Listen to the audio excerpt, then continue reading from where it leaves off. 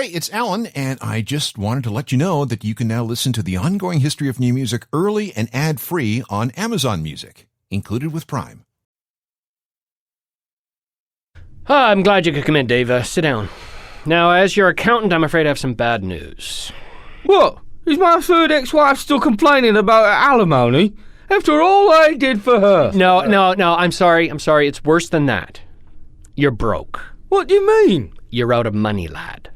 You're busted, skinned, poverty-stricken. All your lines of credit are at their limit, and your remaining credit cards, they're cooked as well. The ones that haven't already been suspended have been cut up or have gone into collection. You've spent every single cent you ever earned with the band and then some. You're done, mate. I may have to sell you into slavery just so I can get paid myself. You mean I'm poor? Look, when the band broke up a few years ago, the money stopped coming in, but you kept spending it like it was. You have dozens of creditors, landlords, and suppliers who are all screaming for your head on a stick. And let's not even talk about the government and your taxes. What are taxes? Exactly. Son, if you don't start earning again, you're going to end up sleeping in the park and talking to the pigeons for the rest of your life. No problem. I'll just get the band back together. We'll do one of those triumphant reunion tours everybody's doing these days, and everything will be hunky-dory. Don't worry about it. Your drummer's dead. Oh, yeah. Oh, no problem. I'll just get my son to fill in. And that third ex-wife that got away because she ran away with your singer? Not a problem. We'll let bygones be bygones. That's what I always say, anyway. Well, whatever you do, do it fast. In fact, please leave by crawling out the window. There are some big guys in the lobby waiting to break your knees. This is the Ongoing History of New Music podcast with Alan Cross. Welcome again, I'm Alan Cross, and this is the first part of an update on the reunion parade. The bands who have, for whatever reason, decided to get back together despite all the things that drove them apart in the first place. Over the last 10 or 15 years, there's been a huge resurgence in the number of reunions. The major motivation has been, let's face it, money, because, well, there is no pension plan in rock, and being a rock star doesn't necessarily endow you with a lot of portable skills, if you know what I mean. And after living in a rock star bubble for years, it's hard to make the transition to being a civilian, a normal person. You miss the crowds, you miss the gigs. And you don't want to believe that you're getting old. And like that good-looking high school quarterback who's now bald and fat, you don't want to believe that your best years are behind you. So what we're going to do for the next 3 shows is examine a series of high-profile breakups and the circumstances that brought these bands back together. Now, I've done my best to be as accurate as possible, but sometimes it's difficult to nail down the exact date when a band decided to break up and the exact moment when they decided to reform. So we need to cut a little bit of slack in those directions. That's rule number 1.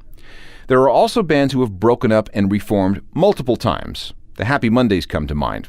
They get together every time they have tax problems. So we're going to leave those kinds of groups off the list. So we want clean breaks and definite reunions. That's rule number 2. Rule number 3 is we're going to start with the shortest intervals between breakup and reunion and work towards the longest. You got it? We're going to start with a band that was apart for 3 years, 3 months, and 3 days. Limp Bizkit was one of the bands of the nu metal era of the late 90s. They sold millions of records, millions of t-shirts, millions of concert tickets, and executives at their record company thought enough of Fred Durst to make him an executive. I guess they didn't mind the hat. But by the middle of 2005, Limp Bizkit in general, and Fred Durst in particular, had worn out their welcome with the public. Their sound and approach had just gone out of style. And there were internal problems too. First guitarist Wes Borland had quit in 2001. He was replaced by Mike Smith, but by 2004 he had gone, Wes was back, and drummer John Otto had issues too, so he wasn't able to do much.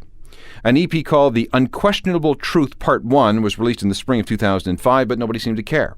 A greatest hits record followed on November 8th of that year, and then nothing. So what we're going to do is use that date as our breakup date. November 8th, 2005.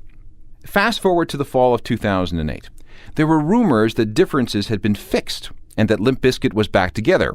And on February the 11th of 2009, those who were following Fred on Twitter, I can't imagine why, but he had some followers, got this message. 1 a.m. Pacific time, limpbizkit.com tonight.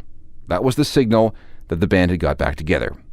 3 months later, the original lineup, something that we hadn't seen in 8 years, played their first gig together. There was Fred, there was Wes, there was bass player Sam Rivers, drummer John Otto, and DJ Letho. That gig was played in Riga, Latvia. And on August the 24th of 2009, everyone started working on a new album. In case you need reminding, here's Bizkit at their peak. It was 1999. The album was called Significant Other, and the song is Nookie.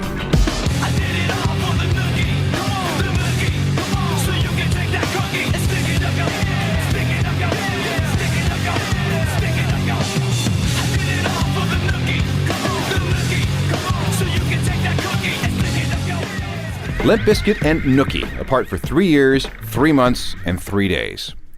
Next, it's the biggest reunion story of 2009. After a good run and tens of millions of albums, Blink-182 started to fracture. There was a tour with No Doubt in 2004 where things got really tense. At the end of that No Doubt tour, Tom decided he didn't need this crap anymore and he demanded 6 months off. "I need more time with my family," he said. Well, that was understandable, but this was a problem since a big U.S. tour had already been planned. They were also supposed to help out Linkin Park with a big charity event in South Asia designed to raise money for victims of the 2004 tsunami. Meanwhile, Tom's back was bad, really bad, and this led to an addiction to prescription painkillers.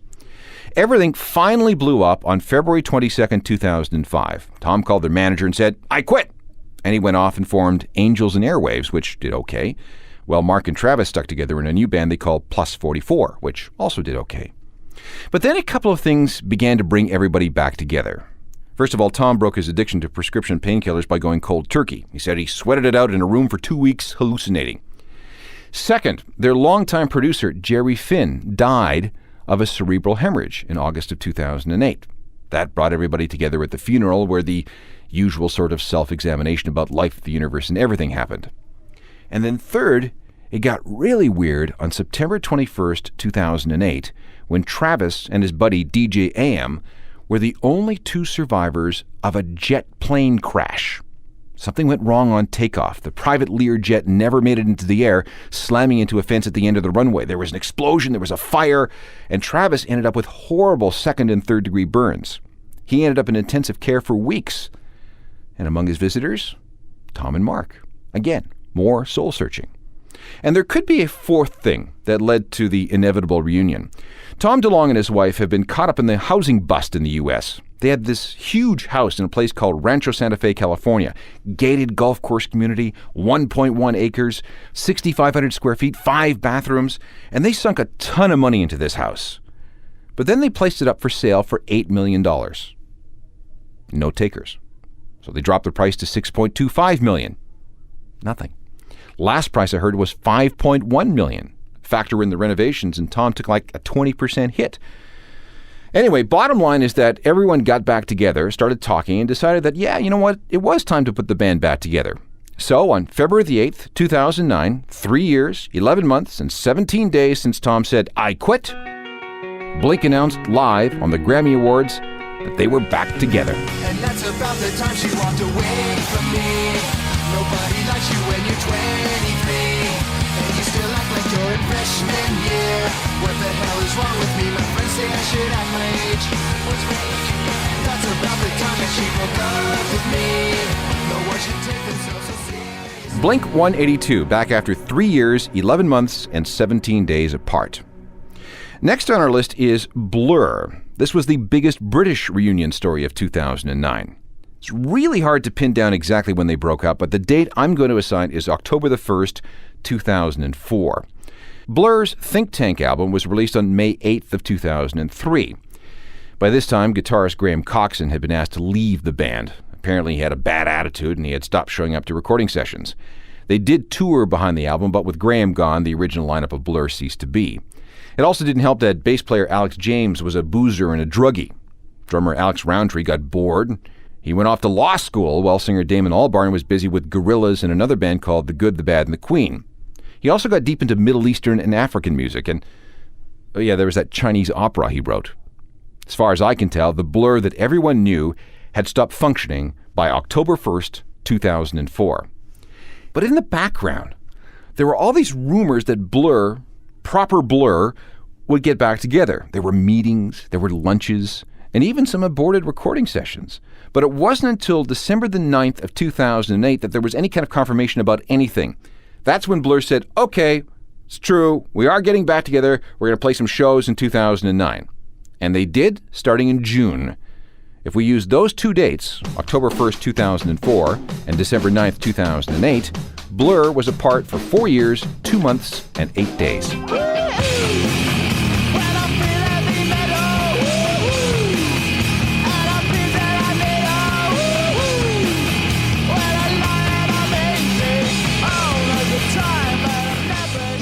Blur, who, according to my calculations, which in this case are only approximate, were apart for 4 years, 2 months, and 8 days. We have to give some leeway to this next band, too, the Stone Temple Pilots.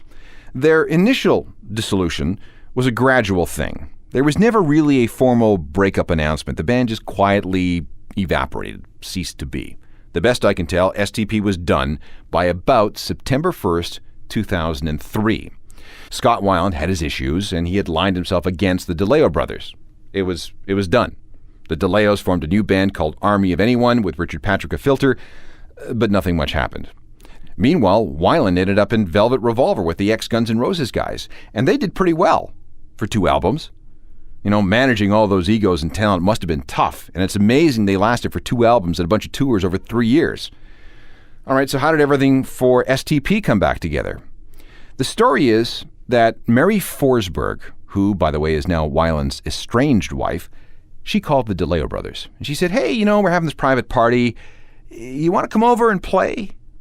That was sometime in 2007.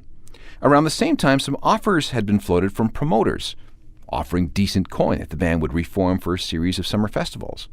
At that point, it was thought that a reunion was a done deal, but nothing happened. Meanwhile, Weiland had his Velvet Revolver commitments. There were other issues, too. There was a lawsuit from their record company saying that STP never really fulfilled their original contract in terms of the number of albums that they were supposed to make. Weiland's marriage was on the rocks. There was an 8-day jail sentence on a DUI charge. So in other words, things were really complicated. But then, a surprise. On March 21st, 2008, Weiland announced in the middle of a Velvet Revolver show that this would be his last tour with the band. You just imagine how the other guys might have reacted on stage that night. So when did STP reform? Well, after all kinds of digging, the best date I can come up with is about April 15th, 2008. That would mean they were apart for approximately 4 years, 7 months, and 14 days. Where you go tomorrow? Where you go when the mask are found? And I breathe when the dogs begin to smell her. The Stone Temple Pilots, apart for about 4.5 years. In a moment, the stories behind the reunions of Alice in Chains and Creed. This is part 1 of a 3-parter designed to get us caught up in all the band reunions that we've seen over the last few years. We started with groups that were apart for the least amount of time, and we're gradually working up to the longest interval between breakup and reunion. Alice in Chains really wasn't much of a band for the last couple of years of their original existence. And this is because singer Lane Staley had turned into such a super hardcore junkie, and he wasn't able to do much of anything except stay in his condo and paint and play video games and shoot smack into his veins. He rarely went out. He had his drugs delivered to the door. Bill payments were automatically withdrawn from his bank account, and he just kind of sat there, losing his teeth due to malnutrition. Lane eventually died. It was sometime in the first week of April of 2002. He wasn't found until 2 weeks later. It was the 19th when they found him. And with him gone, singer, Alice in Chains was done. Or at least that's what a lot of people assume. Alice in Chains never really broke up. But with no singer and so many scars affecting so many members of the band, they really didn't exist either. So they were in this land of limbo. The thing that started the reunion was the Indian Ocean tsunami on Boxing Day 2004. 3 members of Alice in Chains, guitarist Jerry Cantrell, bass player Mike Inez, and drummer Sean Kinney, were asked to play a benefit for the victims of the disaster, and they said, yeah, we'll do it. They used a series of guest singers that night. So that was a start. In the spring of 2006, they played another benefit, again with a series of guest vocalists. One of those guests was a dude named William Duvall. He was the singer for an Atlanta band called Come With the Fall. And as far as I can tell, William met Jerry Cantrell in about 2000 when Comes With the Fall moved to Los Angeles. Later, the band opened for one of Cantrell's solo tours. This would be about 2002. In fact, Comes With the Fall also functioned as Jerry's backing band on that solo tour. Everybody became friends. Talk turned to having Duvall be a permanent new singer for Alice in Chains. And it happened. The first time Alice in Chains appeared with Duvall as their vocalist was at a gig in Las Vegas on September the 22nd, 2006. So that's a break of 4 years, 9 months, and 18 days. The first album featuring Duvall was Black Gives Way to Blue. It came out on September the 9th, 2009. And it sounds like this. Trick of the trade and by the way, oh yeah, California fine, somebody check my brain. Alice in Chains, version 2.0, featuring singer William Duvall. Up next is Creed. Now, like Limp Bizkit, this is a band that sold millions of records and concert tickets. The critics were never really kind to these guys, and for many people, they were one of the most uncool bands on the planet. The pompous, quasi-religious lyrics, the perceived messianic image, and the erratic behavior really pissed people off. And like Limp Bizkit, they saw the public turn on them rather quickly, beginning sometime in mid-2000. Actually, the end of Creed involved a fight with Limp Bizkit. There was a concert in New York that summer, and Fred Durst dissed Creed singer Scott Stapp, and Stapp responded by challenging Fred to a boxing match. A bigger problem was founding member and guitarist Brian Marshall, some kind of dust-up in disagreement with Scott. That was after Brian, during a radio interview, dissed Pearl Jam's ability to write songs. Bad idea. Meanwhile, Scott was getting disastrous PR. For a while, he was being held up as this virtuous father and husband. But then several things surfaced to make that image look hypocritical, including the time that he threw a bottle at his wife. Then Scott got into a car accident in July of 2002, forcing the cancellation of a good chunk of a big tour. Scott was charged with reckless driving of his SUV. During his recovery, Scott became addicted to the painkiller Percocet. Plus, there was the Xanax, which was supposed to help with anxiety and panic attacks, and he was on steroids for an inflamed throat. So, yeah, Scott got kind of loopy, especially when alcohol was added to the mix. Everything really blew up at a show in Chicago on December the 29th of 2002, when an obviously drunk and high Scott, carrying a bottle of JD with him, he became so zonked that he fell down a bunch of times and staggered around for the rest of the time, except for the songs that he sang lying flat on his back. And that show was so appalling to fans that some of them actually filed a lawsuit over it. Oh, and it got worse. Around the same time, their third album, Weathered, sold its 6 millionth copy. That's fine, but then Scott decided that he wanted to kill himself. After a big bottle of Jack, he actually put a handgun, an automatic type that SWAT teams use, he put it up to his head before deciding that, you know what, I have a son, this is stupid, I'm not going to do it. Now, that might have been a wake-up call, but it didn't last very long. By early 2004, he went to Maui, where he was able to get himself addicted to OxyContin, another powerful painkiller. So it came to pass that on June 4th of 2004, Creed formally announced that they were done. Some of the band went on to form a group called Alter Bridge, and Scott kept getting in trouble, like the brawl with 3 guys from 311 in the lobby of a Baltimore hotel in 2006. But then there was some kind of thaw, some kind of epiphany. In 2008, Scott and guitarist Mark Tremonti met up at the Hard Rock Hotel in Vegas, and they decided that it was time to get back together and set things right.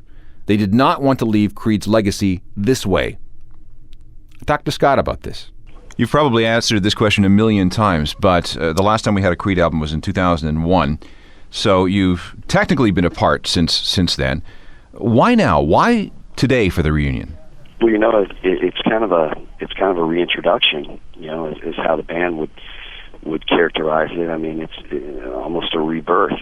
You know, I feel that you know, in 2002, you know, it was definitely time for us to take a break from what it had become there the last 6 to 8 months. And I think the time was so beneficial and so necessary for all of us individually and collectively. And you know, the time was was very well spent.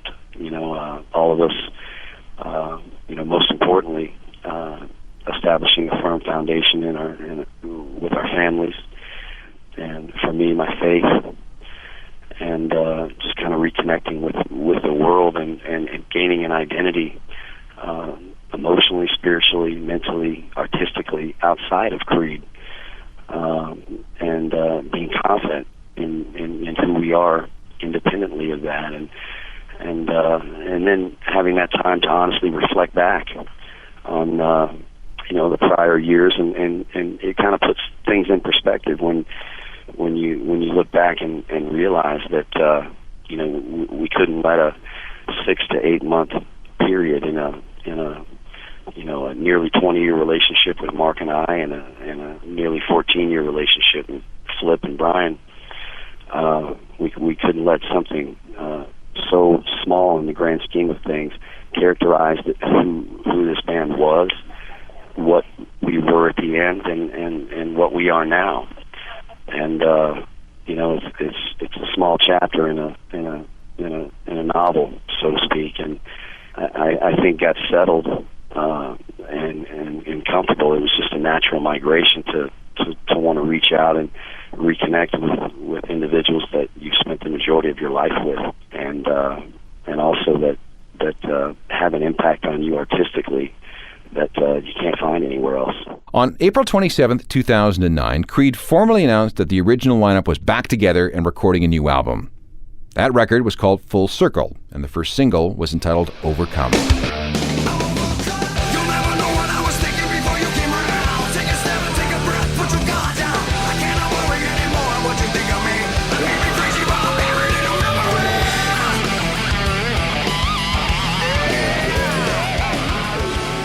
Creed, back together after being apart for 4 years, 10 months, and 23 days.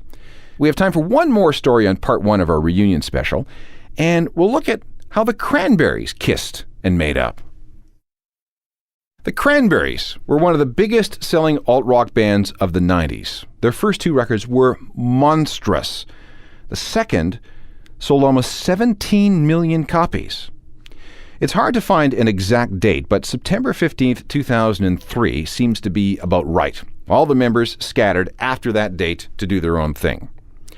I sat down with singer Dolores O'Riordan and, let's get her to tell us what happened. I hadn't seen the lads physically for 6.5 years, right? Because we left the band, right? And we were sick of each other and we got tired of being in the band and whatnot, so we all went off and did our own thing. And I didn't see Mike Ferganole actually for 6.5 years, till this year.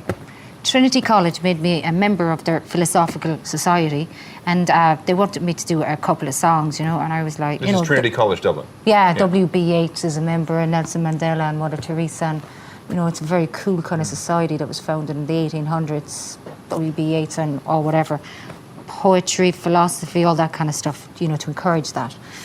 And so I said, okay, I'll do a couple of songs, right? So I got a quartet, and I phoned up Mike and Noel the Hogans. And I said, lads, listen, will you come up and play with me? And they were like, God, we haven't seen you for 6.5 years. Yeah, that would be great. So they came up, right? I was a bit apprehensive then walking into Trinity, having not seen him for so long.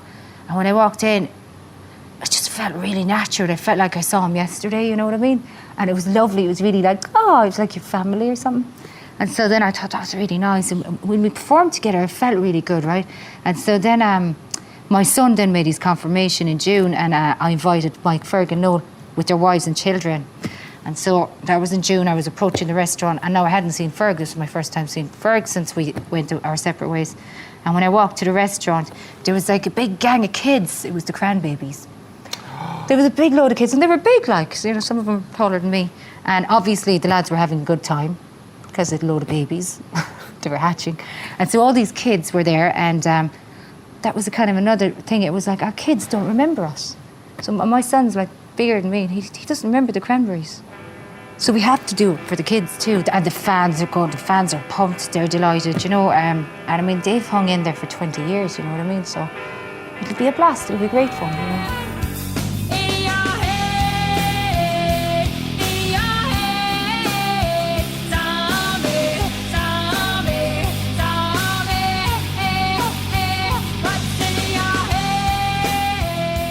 Back with a look ahead to part 2 of our reunion special in just a sec.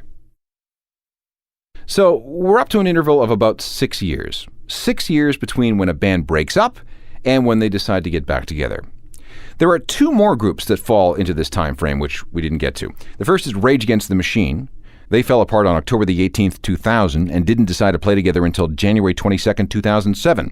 So that works out to about 6 years, 3 months, and 5 days. The second is the Smashing Pumpkins. Billy Corgan retired the name with a final show in Chicago on December 2nd of 2000, but then he vowed to bring the band back the same day he released his solo album, which was June 25th, 2005. The official confirmation of that reunion came April 30th of 2006, and the first official reunion gig was in Paris, France on May 22nd, 2007. I think the best way to measure that interval is between the last gig with the old Pumpkins and the first gig with the new one. So that works out to 6 years, 5 months, and 20 days. Next time, we're going to look at groups who were apart for at least 7 years and for as long as almost 17. Technical Productions by Rob Johnston. I'm Alan Cross. You've been listening to the Ongoing History of New Music podcast with Alan Cross. Subscribe to the podcast through iTunes, Google Play, Stitcher, Spotify, and everywhere you find your favorite podcasts.